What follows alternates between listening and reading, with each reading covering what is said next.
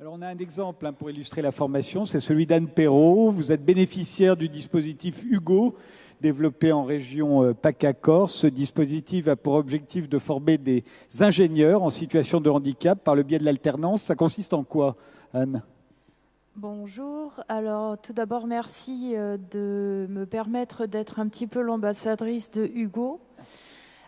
Hugo, c'est Andy Hugo, c'est-à-dire qu'effectivement, le but de cette formation, le but de ce dispositif est de pouvoir pallier à la constatation qui est celle-ci.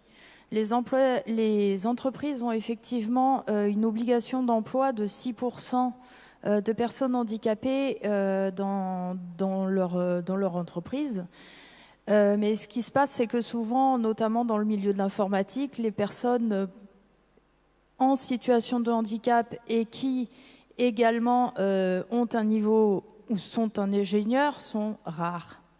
Donc à partir de ce moment-là, la Ruche, donc c'est en fait une association d'entreprises, l'AGFIP et l'AFP se sont concertés et ont créé ce dispositif. Donc concrètement, c'est 2 ans d'alternance pour effectuer une formation d'ingénieur informatique qui normalement se déroule en 3 ans. Donc ça veut dire également, actuellement ça se situe en région PACA, donc l'université qui nous accueille, c'est Polytech de Lumini, avec Philippe Dumas comme directeur de Polytech. Une équipe enseignante pédagogique extrêmement à l'écoute. Nous sommes 11 heureux candidats au niveau national à avoir la chance immense d'en faire partie.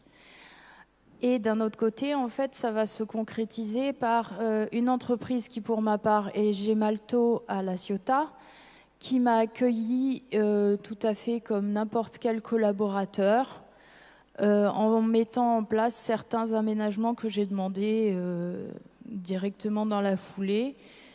Le fait aussi que mon handicap soit invisible, mes collègues l'oublient de temps en temps, mais je leur rappelle tout simplement.